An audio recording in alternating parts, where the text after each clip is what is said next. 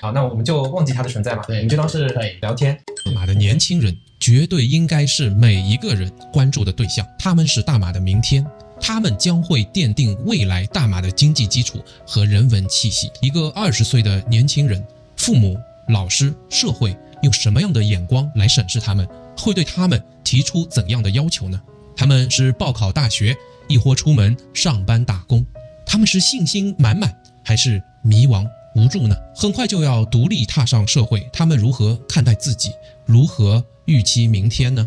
他们未来会和谁在哪里打拼？会回到大马吗？我想找到一个这样的大马年轻人，像剥洋葱一样的一层一层把它剥开来呈现给你。阿涛就是今天我们的嘉宾，他19岁，读中刚刚毕业，在等待大学的 offer。 他在学校品行好，但是成绩平平，老师并不喜欢他，人际关系也一般。可是在打工的2-3个月里，他把他过去对媒体和科技的熟悉，对摄影的热爱全部放到一起，在一家摄影店打工，获得了顾客的认可，老板的喜爱。他用小红书还给店里的销售带来了新的气息。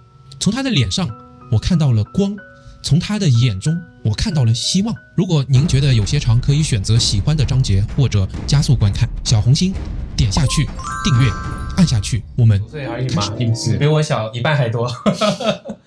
但我刚才看到你整个很沉稳啊，我要说明一下，我们现在所在的环境是在这边是哪一个区 ？SS19 SS9 嘛，对，一家摄影店。对，摄影器材店里边是你现在是这里的店员。对，店员。你做店员多久了？现在的话准就是2个月吧，才2个月而已啊。3月中到现在5月16号，对，超过2个月了。后面还会做多久呢？你预计？到6月完。到6月？对，做完6月。你还有1个月，一个 OK。好的，你现在在这边工作了2个月嘛？你的工作成绩怎么样呢？你讲一下吗？比起这间公司的其他人来说的话，中规中矩。因为在这个环境下，这间店还蛮新的，在严格来说开了5个多月，再加上这一区不止我们一间的摄影店，那我能够做到就是大概有达到业绩。业绩是什么样的标准？业绩嘛，例如就是我工资，我已经超过我的工资了，我所做到业绩的精赚。这一些已经超过工资了，也就是说，老板不是白养你的，对吧？是老板会设一个目标啊。一开始我上个月的时候，我听到他目标的时候，我真的就是吓到。目标是什么？可以透露一下吗？也好吧，我大概透露一下。我第1个月，我3月10号到就是3月完了，我大概只赚到几百块钱。突然间店长说，我给你一个目标，5000。吓到了，我整个那时候我就乘了10倍，大概我整个快忧郁，你知道吗？我那时候就在想说啊，我19岁，我突然间要达到这业绩，我有一点，我没想到那么年轻，我就有这种事业上的压力，知道吧？后来达到了吗？超过了，就第2个月吗？对。很棒哎，这个有很为你感到开心。那你现在在这边算是打工，对不对？是的。我们回头再讲回来，现在在做的事情，因为我是在你脸上看到了一些和你自己讲述的变化。你有讲到过你在中学的时候，其实用一个词形容自己就是很平凡，对，平平无奇嘛。你为什么这样讲呢？首先，第一个就是说，我认为。我们的这一个大家都会对我们有一个期待，老师、家长还有社会观。OK， 社会观是对你我们呢希望你可以考的有一个好成绩，我希望你能够学术优秀，在课外活动上当个主席筹组活动的筹组很活跃的很 active 的一个人。我们社会对你的期望就是这样大学的时候，他是看你的人，他为什么要收你这种标准来看你。但是我在这一些别人对我的期待来说，我算是一个我学术又不优秀，我又不是第1名、前10名中规中矩我品行很好，那又如何？大学会因为你品行特别好，这样来收你吗？你没有，这社会需要你去带来某些价值，他们才会考虑和你有一些给你一些回报。所以以物换物来说，我给不到他们想要的价值，我达不到他们想要的目标，可是我依然认为我在这一点学术上、课外活动上我达不到，难道我就不优秀吗？难道我今年我才那么10几岁，难道我就是一个平平无奇、一个很平庸的人吗？我想先暂停一下，就你是如何确认整个社会啊、学校啊、老师、家长对你们的要求都是说学术要很好，各种活动都要很好？你为什么觉得整个大马社会给到你们这些孩子是这样的一个要求呢？因为首先说这一个观念可是一代传一代下来，那当然社会也在变化当中，可是怎么说，它也是一种已经是一种标准了，去看待一个人优不优秀，踏入社会前或者是进入大学前的一种标准。那大家依然还是会，无论再怎么变化都好，他大学看你的，例如我在毕业前我有去参观一些大学，他们有开放热好，那我就去参观一下。他们的入学标准依然是你统考几个 A， 统考，对，还有什么？我以为他会看重课外活动，可是我看了看那一个 brochure，我就认为说，你怎么从头到尾，你成绩上多优秀，你就得到多少奖学金？可能你被录取，你的成绩不需要到很好，可是奖学金，就看奖学金来说，是因为你现在在申请大学嘛？是，也就是说，你这根据大学的要求就能够看得出来，实际上大家对你们的要求是什么？但你刚刚讲好统考的 A 的个数吗？这个会统考觉得会占到多少的要求？对一个优秀的学生来说这个要求大概，比方说它的比重占是多么重要？统考的成绩8成、7成，大概是7成。那还有3成是什么呢？例如我就说我的学会活动方面，外活动，若我不是天天拿奖，若我不是一个学会的主席，他依然不会看你其他在你课外活动的这表现，因为 you are not the top。首先要成绩好是吗？是，首先成绩好。OK， 课外活动也要比别人优秀，再比课外活动，再比课外活动。我就认为我这2方面都不是先不说你那你能不能跟我举一个，比如说以你们学校所谓的明星学生可能大学都很喜欢的这个样子来说，他是做到了什么样呢？大概是那大家都觉得他很好，就理想的一个 model 是什么样的？理想的一个 model 也是那几个为人善良，这一个做老师要他做什么，他很快就能办到，学术成绩一直都是顶呱呱的。怎么样叫顶呱呱？可能考试你都是班上的第1名都很平均，在那看分数在别人之上。明白。但这样的人，一个学校可能就或者一个班才1、2个吧，一般还是这样。也可以是吧？其实我们学校是有分班级的，从强到弱这一班是第一班，2个强班到弱班这样，就很符合社会啊。你不觉得吗？我认为从社会的一个雏形，从这一种制度的开始，至少是我们的社会是这样的。你觉得你刚提到的，你认为是社会、学校、老师、家长都对你们的这个要求，是对独中的，还是对华人的，还是对大马的青年小孩子都有这样的一个要求呢？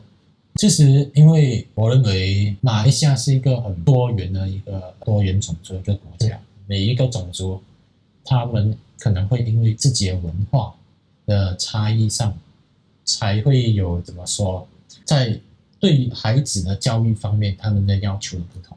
其实这一个话题聊的，我觉得其实还蛮敏感的。至少说，因为你自己，我个人认为是每一个。可能现在我对于读中生，对于一个华人来说，甚至有些家长到现在你不能选，你读大学就应该读哪一科？你身边至少是这样，是有减少但其实还是会有这些家长的存在。你觉得你自己算是一个中不溜秋的学生，中等？对，中规中矩。以学校的标准哈，我不是说以你自己的标准。对。念完了初中整个很长的生涯嘛，觉得快乐吗？中学生涯也没有说到特别快乐，是毕业前一直想着要毕业，一直想着要离开。你的快乐程度如果是0到10分的话，你觉得怎么给他一个分数会是几分呢？整体来说的话，我认为我可以把这阶段分在上学时和毕业后。上学时我认为我是绝对不开心，我遭受到了，因为每个人都有成长嘛，那我可能以前会因为自己的问题玩说话，心态上有点对人家在人际关系上处理的不好，他就搞得我和同学之间可能就没有一个特别要好的朋友。这个本来是有的，我在高3年头那一年我和他闹僵了，现在看回去是蛮可惜的，可能我就是这个闹僵，在我们之间闹僵关系的一个主因。就是说有时候我的想法有些偏激，跟大家有点太不一样，我总是会很站稳我自己的立场。到现在如此，到现在我依然是一个我可在某些方面我还是不会轻易的去迎合别人的想法。可是现在慢慢的，我工作的时候 ，you need like a teamwork， you know you cannot 人本来是群居动物，但是说你不可以也不喜欢他人，你就自己单打这样子 solo，you know you still need like。因为结果来说的话，它还是会让你自己感到不快乐，对，它还是影响到了你的心情嘛。那以你觉得自己是一个很平凡的青年来说，你觉得老师怎么看你呢？他对你的评价高吗？他们第一反应肯定是你这个家伙，虽然成绩我们都不强求你，你也不会说特别出色，可是你就是一个很善良的家伙你这个品性很好。善良，东西该做的都做好，这样子了。我希望我能够带给他更多的期待，但是到最终的时候，依然还是就他们所想的这样，我还是没有办法给他们留下一个非常特别的印象。你感到难过吗？在某些时候，在我在中学的时候是这么想的，可是中学毕业了之后。其实就是说，你自己不要去迎合，不要这别人对你的要求，你就一定要达到自己对自己的要求，那才是最重要的。你对自己的要求是什么呢？我不能够现在明确说出我对自己的要求。没关系，我也是到40岁自己这是一个很深奥的问题。我希望我有一天也能够回答出来。对，那你有没有觉得哪些是你肯定不要的？有没有这样的？肯定不要。有可能就在一个年龄，你不知道我一定要什么，但有些人在某个时段，他知道我一定不要什么。我不要，因为我在这里，我出来社会以后，我看到大家为了生活，为了钱去烦恼，到最后是很郁闷不乐。我希望钱是我生活的这个首要。就是它不是排第一的，我希望我可以达到的是钱只是一个数目的那一种境界，我不需要因为钱而烦恼，我希望我能够开心，能够平安，可以帮到人家，只要带欢乐，可以做自己喜欢的事情，不需要大富大贵，这个是很难做到吗？我认为是。你看，我看到太多就是为了钱而去做自己不想要做的事，有压抑，到最后压力的时候无处宣泄，就开始染上不好的习惯。你说是你身边的朋友吗？就跟在你这个年龄段左右，我打过了几份工，就那些工友朋友，我看到的是很多都在抽电子烟，都在抽香烟。自从我在学校的时候，我都没有想过抽烟。我反而以为自从那时候2018年的时候，政府有说禁烟区这种东西，我以为会有所改善。那时候开始，我就以为抽烟的人数应该有减少。事实上，我认为是很可怕，因为太多人都反而没有因为工作而开心，去做自己不喜欢的事情。可是他们呢，就是工作郁闷不乐，以为自己好像撞到了死胡同这样，以为自己爬不出去，为了家庭，为了钱去做自己不想要的事情，再去压力无处宣泄，就养出了这种抽烟的习惯。我认为我以后不要这样，我会想办法说，人生就是要往更好的方面去走，我们不需要做最好的。这也是你自己在看到这些现象以后，这是我对我自己的要求。对未来就是我不需要当时我 don't want to be on the top。We don't need to be the best, but we need to be better。明白，这是你自己也是在未来的人生中想要极力避免。是，你觉得你的最 ideal 的那个 model 是什么样？你有没有想过自己如果未来上了大学，有了自己的工作，怎样对你来讲 OK？ 我对自己我觉得有一个交代，我活成了自己希望的那个样子呢？那会是一个什么样的 picture？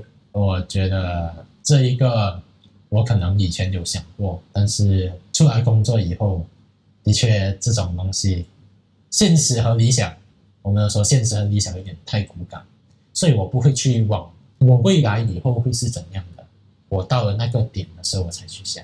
现在我就不要看那么太长远了，我就看我能不能进到大学先，在大学的时候会有什么改变，这是我所期待的。没关系，是没有想明白放在这里也可以，但是 don't settle， 不要觉得说 that's it， 没有想法了就好就可以了。是我想问你就我从你的表述当中，一方面我可以感觉整个中学好像就是这样，因为大家的要求和你对自己的期待之间是有差距的嘛。OK， 那是别人的要求而已。是，但是这个差距让我感觉你下面迸发出一种很强的能量，就你有一种我可以做得更好的，或者说你们应该有另外一种眼光来评价和看待我嘛？那你觉得是怎么造成了这样的一个差距？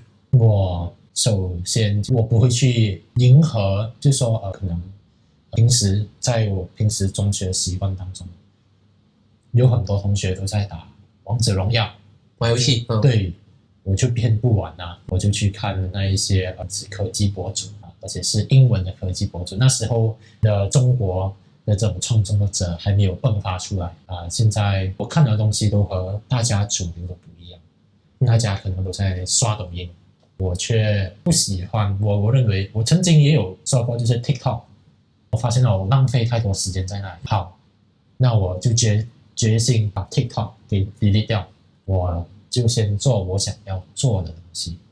别人怎么做，别人怎么玩，可是假如是我有努力去学习我想要学的另外课外的东西，那是我自己的收获。这也是为什么我有能力，刚才你说的工作目标嘛，我平时都有在去学摄影，我自己有出去街拍。难道别人喜欢街拍吗？就拿着一个那么重的 SLR 到处走，好像就随便一个景随便一个建筑物这样子去拍，调角度这样去 capture， 这也不是主流但是我就喜欢可是大家不理解的是，我在当中我所学到的摄影知识，还有我所得到快乐那种满足感，就像我也体会不了他们打王者荣耀打赢了那一种结果，那也是我体验不了那边我可能会觉得他们说我要和人家对战我要推塔那一些我就推了1个小时终于推倒了可能这样子的满足感，我就认为说就这样嘛。可是他们也可能认为说我只是拍出一个很美的夕阳那这个我拿手机也可以拍为什么你还要特地那么老远那边走过去可能搭公交在市中心那里走，拍个流浪汉之类的，可是拍出来我就有那种感觉，那种满足感，我想要分享所以他们想要的，他们得到的东西，或许我不会想要跟着他们去得，但是他们也不会想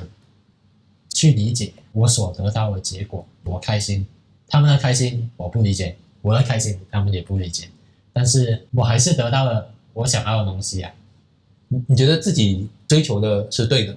对玩摄影有错吗？对不对？他们玩王者荣耀也有错吗？其实也没有只是我认为可能我们都在互相认为啊，这一个为什么你要这样做？有点你不觉得是浪费时间吗？这行业可能都要没落之类的。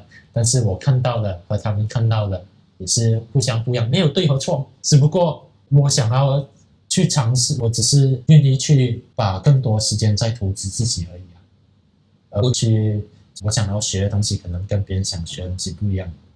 其实我从你对自己的要求嘛，对，还有你比较高的道德要求下面，我能看到的是你有一种很强的自信，就是一种对自己的方向的坚信。这个你认同吗？我认同。你觉得它是哪里来的呢？因为我曾经就没自信啊，有过转变，曾经没自信，结果到头来才发现到自己好像浪费了很多时间，去也有一个我自己有一个明显的个性，到最后一个很迷惘的一个状态。也许到那个时间点，我就说好，我没有达到人家的要求，我没有一个很要好的朋友，但其实到最后很多时候都是要靠我刚才说我们是群居动物，可是是很复杂的，但是到某些地方的时候就只有能够靠自己，所以我必须要让自己坚强起来。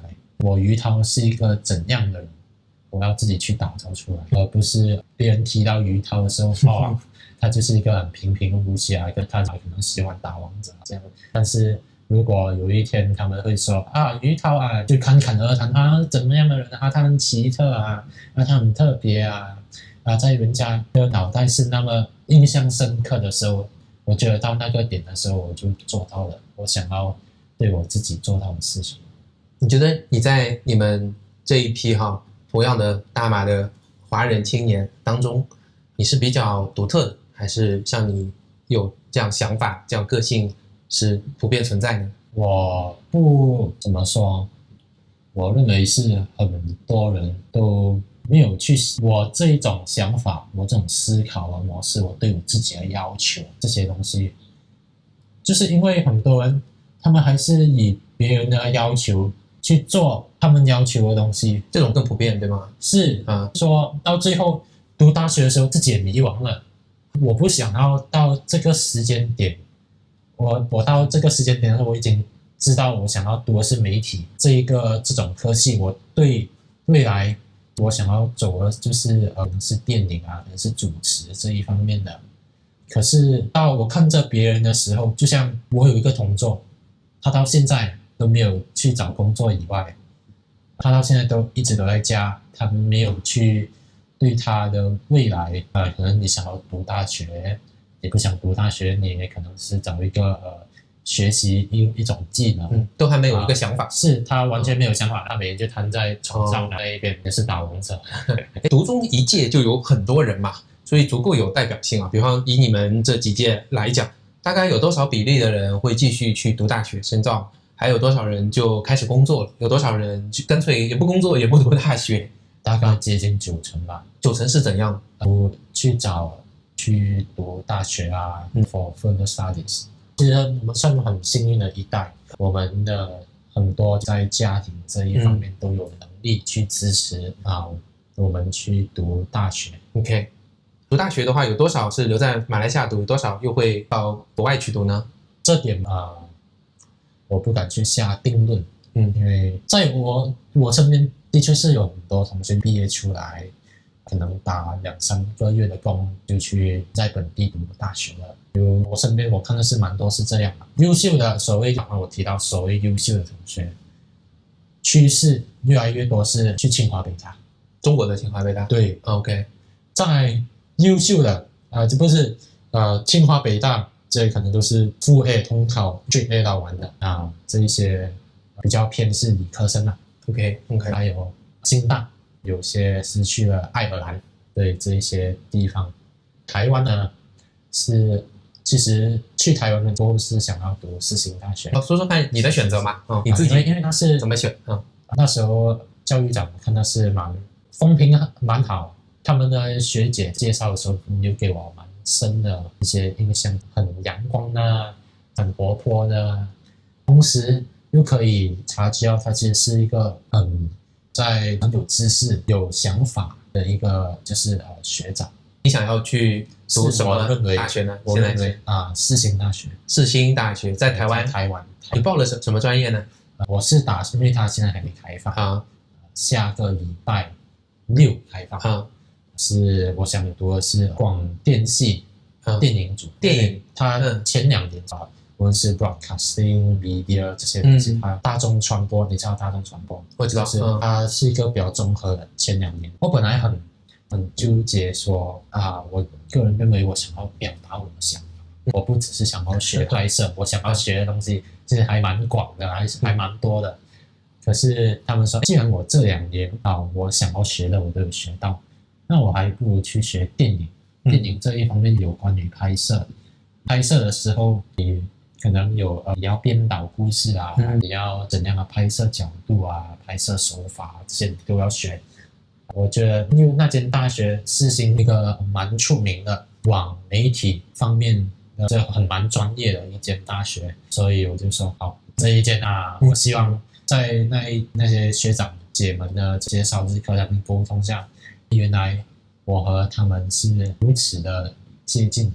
我希望我在大学的时候可以有一些是能够交谈的，比较有个共同话题的一些朋友，一个环境，一个我希望这是我想要的环境，这是我的理想。我知道，我也希望这真的是现实。那现在还要等吗？还要等结果？是他因为蛮迟开放申请啊，我还蛮紧张的，我怕我进不到，你知道吗？毕竟这种东西还是得去竞争。不过我觉得你有这个方向的强烈的意愿嘛，所以你就不要在乎实现到它的途径一定是在世新大学还是在其他的地方。对，所以我们就敢去了解另外一个问题，你觉得如果不像你想象的这么顺利，你会怎样呢？你接下来如果5月、6月 offer 季过了以后，你会有没有 Plan B 可以了解吗？ Plan B 吗？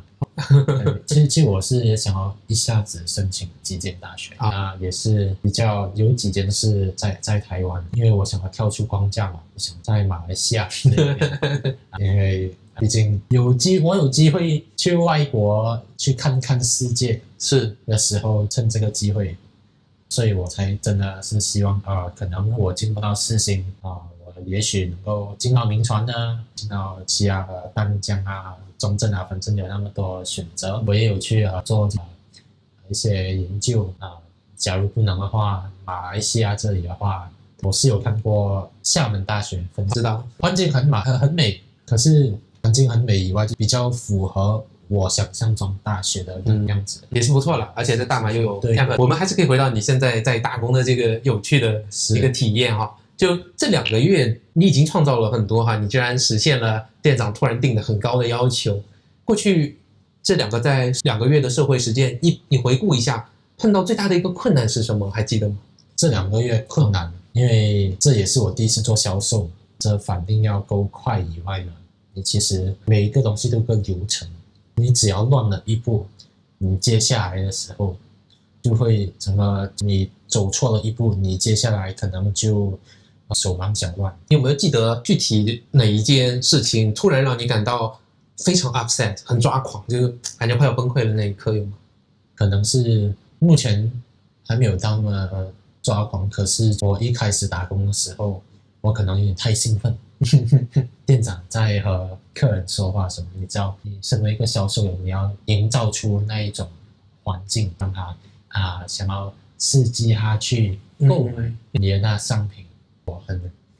这个时候你其实最应该做的只是在旁边可能是观察，千万不要去插手不然的话，假如你给人家太多选择，这一边你在我和你说话例如现在我和你说话，突然间有一个员工跑进来我觉得呢就是你问的这个问题我在回答的，突然间有一个人进来插嘴我觉得这样子什么，那当然啦，东西都会乱套，一样的原理，卖东西也是这样子，不可以你在和他说话谈的时候跟你插嘴我觉得这一台相机怎么也是很好每一台相机都很好你如果会摄影的话，可是你要给人家哪一台相机，你要有一个目标，你做生意，你就是要售出这台相机，就不要去混乱那一个环境，那一种氛围，你要学会怎样打造。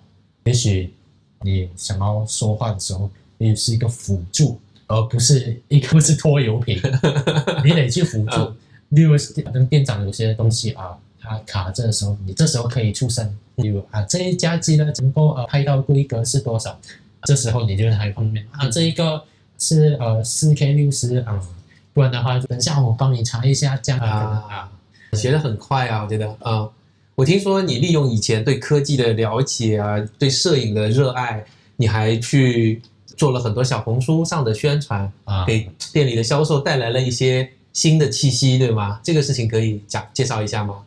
好，小红书是我其实本来不是很乐意想下载小红书，我曾经就觉得用小红书的人小红书也是一个很浪费时间的东西。那其实实际上我用过小红书以后，发现到它本来的定位就不是一个商业的平台，它是一个给你分享的一个社交媒体。但是我认为，因为你主要想做的东西是分享，所以你才能够带来更多的商业价值。就是你给别人提供了有用的价值。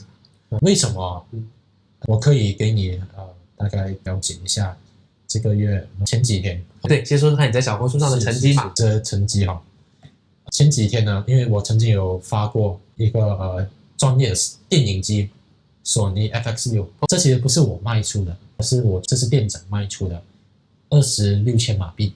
好，我就拍上去，我就说这是我卖的。好，我以为这东西不会已经是一段时间了，它没有带给我特别多的流量。前几天突然间有一个人发我这篇文，就说有这一款相机吗？这款相机多少钱？26千马币。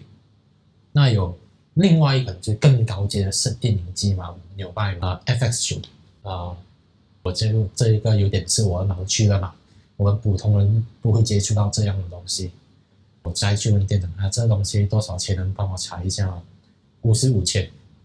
你可能觉得15千很强了。他接下来他就说太便宜了，55千太便宜了。接下来这电影机 ARRI Alexa 345， ARRI 是 Red 是吧？好莱坞不是好莱坞的奥斯卡里面有很多得奖的都是用 ARRI 拍出来的。我听到 ARRI 这个东西，我看到 ARRI 这个牌子的时候，我就没 ARRI 我再去问店长，我们会有这样的东西吗？我帮你去问供应商，毕竟供应商我们这里还可以联络得到。供应商也就是说蛮迟回复我们，但是他们说他们有在帮忙这东西太高阶了，太稀有了。那时候我是有点吓到，我自己去算他们官方网站，在ARRI的官方网站，我去查了价钱，77千美金。卖走了没有？还没，不，因为供应商他还没有给我一个答案。我也希望他给我一个答案祝你成功。就55千让我看过来，再加上这是进口的，这没有人，因为没有摄影店会愿意卖这家机，而且把它存起来，不可能的事情。这单机可能就要接近500千马币，这是单机哦，你单机是无法使用这个机，是，你还要有它自己特制的卡，你可能还要有一个特制的取景器，你可能还要那样的备件，有很多那样加起来。我计算过，接近快要到100万了，一家机100万。之前还有人和我说，这么要在这个摄影行业，那摄影行业不是要完蛋了吗？手机的摄影都那么厉害了，你觉得会完蛋吗？你听到这一家机的价钱的时候，接近100万，却还是有这一个需求。那这个行业其实这样子，我在这里做摄影店了过后，我才懂，这行业至少在这个时代依然，甚至不会停止，还可以增长。话说回来，这小红书我也是吓到，小红书这人竟然在小红书上面找我问那么贵的一家机器。你有没有觉得这2个月，如果说这家店也是一个学校的话，那这2个月的学习有没有觉得会比过往很多年开心太多了？我想问你，还有钱拿，因为我看你讲的脸上有光嘛，而且你讲其实会比同样现在在出去工作在打工的这些同学都要赚得多，对不对？如果这是个学校，那你已经拿到了第1名。也目前来讲，我只能说在这一个这是我大老板说的，他和我叙述，我觉得蛮有道理的。和你同年的人有30万，你要怎么成为那3000个、那300个、那30个、那3个、那1个？可能现在我的现状比人家高出比别人好，但是不能因此而满足。对我爸爸妈妈以为在这里工作，你可能得到了这些钱财，你能学到的东西，会让你不想再去念大学。没有，不会。我觉得念大学是因为我想要知道我还可以往哪一个方向走。而且你在开始的时候有说过，你的目标除了赚钱可以养活自己之外，也希望快乐和可以帮助到别人。是的，对吗？这是初心啊。好，再往后看，假定再过4年，好，或者你念研究生，再过7年之后，大学出来了，有没有哪怕是幻想过未来你会希望自己过一个什么样的一个人生呢？你会在哪里做什么？和谁在一起做？会什么样的？这一个的话，我只是希望，我没有去想很细节的东西，我只希望我能够做的是我喜欢的东西。我现在 maybe 我到时候，好，我喜欢的不是摄影，我可能喜欢的是旅游的方面，maybe 我可以学怎样做生意，好，做生意我开心嘛，在那一个当下，我就珍惜那当下。可是如果在某一个时间点，我又会遇到其他东西，因为我认为人生不是死板板的。对，我不认为是说摄影好，我喜欢摄影，我往摄影这一方面走，你就不能拐个弯嘛。人生有规定说，我们人一开始就一定要往同一个行业这样子一直往上爬到最顶，而不是先转个弯再爬，爬了过后，又有一个十字路口，好，我再转别的十字路口，这样子啊，人生会遇到很多十字路口，有这样的准备就好。是，你觉得未来毕业之后，你是希望在马来西亚工作，还是到其他地方再去拓展新的可能性呢？这我还不能够确定，毕竟我在马来西亚打工也就这几个月嘛。我去到台湾的时候，我肯定回来马来西亚的机会可能是少的。那也许很多东西都需要尝试，我不能够一下子就下定论。我们不能够因为别人的听了别人的意见，就他肯定是他对的。马来西亚赚钱少，我在这里工作，我大老板赚的钱可不少啊，对不对？你可能就是要看这个，你得一直去观察。OK， 人呢，除了要拐弯以外，拐弯呢也不能够一直走平地嘛，人还是要往高处走。就看一下你愿不愿意走在某个高处的时候，有个十字路口就看你怎么选。所以未来，因为你刚才说到的其实是有关很多，也许是因为我年轻，你可以在我这里有很多的想法，但是事实上是我和别人不一样的是，我一直去想我下一步是什么，可是我不会想到我下一个路口是什么。我只要知道我现在要专注了，我不要看太长远的东西，我先做好我今天和明天的东西例如我今天这个我自己要拍到的这个我的大学入学作品是要怎样去规划要怎样去拍摄，而不是我连大学都还没有进，我就要去想我大学过后要做什么。我觉得认真这样去想的话会很困难，因为你去想那么长的东西，你现在这一步，我下一步要怎么走，我才可以达到那一步。所以先把那专注力，先懂下一步要做什么，先别那么长远。这是我目前觉得我为什么那么顺利的一个点。非常好啊！我其实没有 comment， 因为是你自己的人生和路嘛。我最主要是觉得你已经有了一个很好的动力，就像汽车，你需要有 engine 或者是 power 来给它提供动力，你已经有一种给自己提供很强能量的这种动力。这种动力是你的自律，你的一种自信，再加上你懂得变通和活在当下。